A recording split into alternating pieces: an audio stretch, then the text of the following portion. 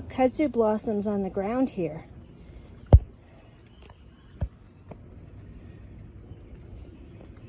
And I see kudzu blossoms on the kudzu that is spilling over the trees.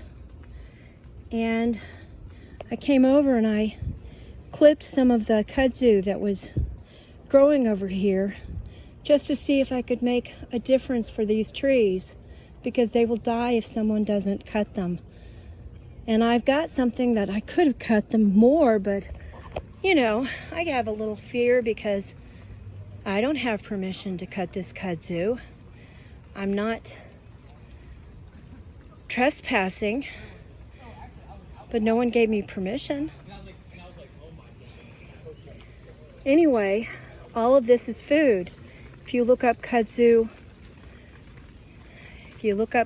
recipes on Google, you'll find 250,000 websites with recipes for kudzu.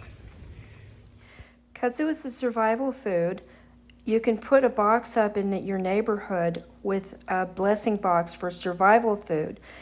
You can eat kudzu. There are 250,000 websites. Look up kudzu recipes.